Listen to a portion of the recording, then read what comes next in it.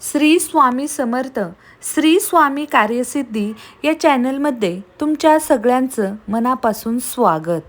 वटपौर्णिमा हा हिंदू धर्मातील विवाहित महिलांसाठी अत्यंत महत्त्वाचा आणि पवित्र असणारा सण आहे. या दिवशी स्त्रिया आपल्या पतीच्या दीर्घायुष्यासाठी, उत्तम आरोग्यासाठी आणि अखंड सौभाग्यासाठी व्रत करत असतात. वटवृक्षाची पूजा करून सावित्री आणि सत्यवान यांच्या अमर प्रेमाची आठवण केली जाते. 2026मध्ये वटपौर्णिमा 29 जून वार सोमवार या दिवशी साजरी केली जाणार आहे. ज्येष्ठ पौर्णिमेच्या दिवशी हे व्रत केलं जातं.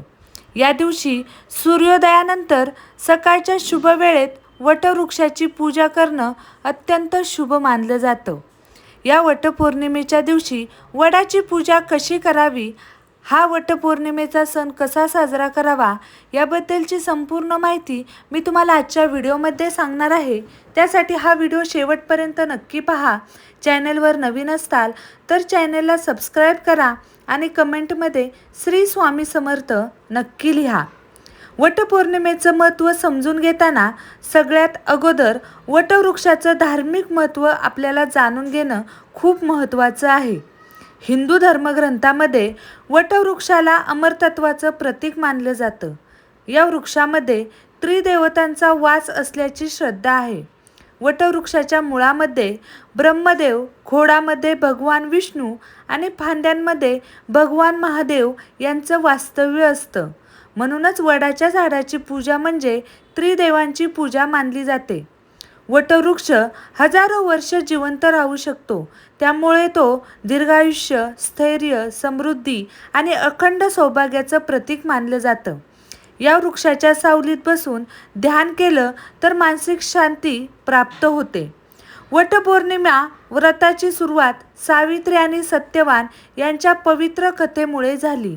प्राचीन काळी अश्वपती नावाचा एक राजा होता.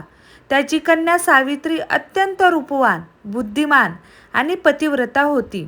विवाहासाठी योग्य वर शोधताना तिने सत्यवानाची निवड केली. मात्र ऋषींनी सांगितलं की सत्यवानाचं आयुष्य खूप कमी आहे. तरीही सावित्रीने त्याच्याशीच विवाह केला. विवाहानंतर ती आपल्या पतीसोबत आनंदाने राहू लागली. एक दिवस सत्यवान जंगलात लाकडे तोडण्यासाठी गेला. सावित्रीही त्याच्यासोबत गेली. अचानक सत्यवानाला चक्कर आली आणि तो वटवृक्षाखाली कोसळला. त्याच क्षणी यमराज त्याचं प्राण घेण्यासाठी आले. सावित्री यमराजांच्या मागे चालत राहिली. तिच्या भक्तीने, निष्ठेने आणि बुद्धिमत्तेने यमराज प्रसन्न झाले. त्यांनी सावित्रीला वर मागण्यास सांगितलं. सावित्रीने आपल्या पतीचं प्राण परत मागितले. अखेर यमराजांनी सत्यवानाला जीवदान दिले. तेव्हापासून वटपौर्णिमेचं व्रत सुरू झालं आहे. आता आपण जाणून घेणार आहोत की वटपौर्णिमेच्या पूजेसाठी लागणाऱ्या साहित्याबद्दल. पूजेसाठी हळद, कुंकू, अक्षदा, फुले, हार, अगरबत्ती, कापूर, तुपाचा दिवा, नैवेद्य, फळे, नारळ, सुपारी, दक्षिणा, पाण्याचा तांब्या, कच्चा सूत किंवा दोरा आणि व्रतकथा पुस्तक एवढ्या वस्तू आवश्यक आहेत. वटपौर्णिमेच्या दिवशी सकाळी लवकर उठून स्नान करा. स्वच्छ आणि शक्यतो नवीन वस्त्र परिधान करा. विवाहित महिलांनी साडी, मंगळसूत्र, बांगड्या, कुंकू आणि इतर सौभाग्य अलंकार धारण करा. पहिल्या तर घरातील देवांची पूजा करून व्रताचा संकल्प करा. त्यानंतर वटवृक्षाजवळ जाऊन त्यांच्या मुळाशी पाणी अर्पण करा. हळद कुंकू वाहा, फुले अर्पण करा, दिवा लावा आणि नैवेद्य दाखवा. त्याच्यानंतर कच्चा सूत घेऊन वटवृक्षाभोवती प्रदक्षिणा घालत तो दोरा गुंडाळा. प्रदक्षिणा घालताना मनोभावे देवाचे नामस्मरण करा. त्यानंतर सावित्री आणि सत्यवानाची कथा वाचा किंवा ऐका. शेवटी आरती करून वटवृक्षाला नमस्कार करा. अनेकांच्या मनात प्रश्न असतो की प्रदक्षिणा किती घालायच्या. याबाबत विविध परंपरा आहेत. काही ठिकाणी 7 प्रदक्षिणा घालतात, काही ठिकाणी 11 प्रदक्षिणा घालतात, तर काही महिला 21 किंवा 108 देखील प्रदक्षिणा घालतात.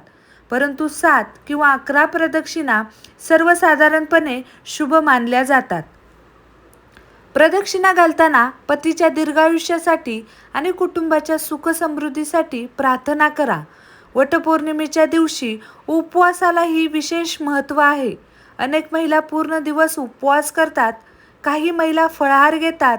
या दिवशी सात्विक आहार घ्या. कांदा लसूण टाळा. खोटं बोलणं टाळा. कोणाचाही अपमान करू नका. सौभाग्यवती महिलांनी या दिवशी विशेष म्हणजे मंगळसूत्र, बांगड्या, कुंकू, जोडवी आणि इतर सौभाग्य अलंकार धारण करा. ज्येष्ठ महिलांचा आशीर्वाद घ्या. गरिबांना अन्नदान करा.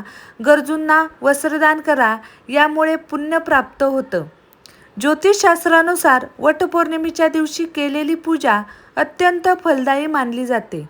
या दिवशी वटवृक्षाची पूजा केल्याने वैवाहिक जीवनातील अडचणी दूर होतात. पती-पत्नीमधील प्रेम वाढतं. ग्रहदोषाचा प्रभाव कमी होतो आणि घरात सुख समृद्धी वाढते असं मानलं जातं. विशेष म्हणजे चंद्र आणि गुरु ग्रहाची कृपा प्राप्त होते. वास्तुशास्त्रानुसार वटवृक्ष सकारात्मक ऊर्जेचं प्रतीक आहे. वडाच्या झाडाची पूजा केल्याने घरातील नकारात्मक ऊर्जा कमी होते. मानसिक शांती वाढते. कुटुंबात प्रेम आणि एकोपा वाढतो. त्यामुळे या दिवशी वटवृक्षाची पूजा करणं खूप शुभ मानलं जातं. या दिवशी काही विशेष उपाय सुद्धा केले तर अधिक पुण्य प्राप्त होतं असं म्हटलं जातं. वटवृक्षाला पाणी अर्पण करा. तुपाचा दिवा लावा. नामाचा जप करा. अखंड सौभाग्य प्राप्तीसाठी महिलांनी मनोभावे वटवृक्षाची पूजा करा. 7 किंवा 11 प्रदक्षिणा घालत पतीच्या दीर्घायुष्यासाठी प्रार्थना करा. ओम त्र्यंबकं यजामहे सुगंधिं पुष्टिवर्धनम् उर्वारुकमिव बंधनात् मृत्युमोक्षयमामृतात्.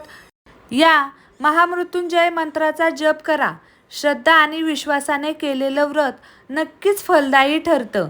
वटपौर्णिमा हा केवळ एक सण नाही तर श्रद्धा, प्रेम, समर्पण आणि निष्ठेचा उत्सव आहे. माता सावित्रीच्या आदर्शनातून आपल्याला धैर्य, भक्ती आणि निस्वार्थ प्रेमाची प्रेरणा मिळते. वटपौर्णिमा हा सण केवळ परंपरा म्हणून साजरा केला जात नाही तर त्यामागं एक अतिशय गहन आध्यात्मिक संदेश दडलेला आहे. आजच्या धावपळीच्या जीवनात नातेसंबंध टिकवणं, कुटुंबात प्रेम आणि विश्वास कायम ठेवणं ही मोठी गोष्ट झाली आहे. माता सावित्रीने आपल्या दृढ निश्चयाने आणि अढळ श्रद्धेने आपल्या पतीला मृत्यूच्या दारातून परत आणलं. ही कथा आपल्याला शिकवते की प्रेम, श्रद्धा आणि संयम याच्यामध्ये अपार शक्ती असते. म्हणूनच वटपौर्णिमेच्या दिवशी प्रत्येक विवाहित महिलेने केवळ पूजा न करता आपल्या संसाराच्या सुखासाठी, कुटुंबाच्या आनंदासाठी आणि सर्वांच्या आरोग्यासाठी प्रार्थना करावी. वटपौर्णिमेच्या दिवशी वटवृक्षाला पाणी अर्पण करण्यामागे देखील एक विशेष अर्थ आहे. वडाचं झाड हे दीर्घ आयुष्याचं प्रतीक मानलं जातं. त्याच्या विशाल फांद्या आणि जमिनीत खोलवर गेलेली मुळे आणि धैर्याला शिकवण देतात. जसं वडाचं झाड अनेक संकटांमध्येही ठामपणे उभं राहतं, तसंच आपल्या जीवनात आलेल्या अडचणींना धैर्याने सामोरे जाण्याचा संदेश हा सण देत असतो. या दिवशी काही महिला दिवसभर उपवास करतात तर काही महिला फळाहार घेतात. पण शास्त्र सांगतं की उपवासाचा खरा अर्थ केवळ अन्न त्याग नसून मनातील वाईट विचारांचा त्याग करणं हा आहे. राग, मत्सर यांचा त्याग करून देवाचं स्मरण करणं हेच खरं व्रत मानलं जातं. त्यामुळे उपवास करताना मन शांत ठेवा आणि जास्तीत जास्त वेळ नामस्मरण घालवा. वटपौर्णिमेच्या दिवशी दान धर्मालाही विशेष महत्त्व दिलं गेलं आहे. आपल्या क्षमतेनुसार गरजू व्यक्तींना अन्नदान करा. एखाद्या गरीब महिलेला साडी दान करा. लहान मुलांना फळे किंवा अन्न द्या. असं मानलं जातं की या दिवशी केलेलं दान अनेक पटीनं फळ देतं. कारण दानामुळे केवळ दुसऱ्याचंही भलं होत नाही तर आपल्या मनातही समाधान आणि सकारात्मक भावना निर्माण होत असते. अनेक ठिकाणी महिलांमध्ये वाण देण्याची परंपरा आहे.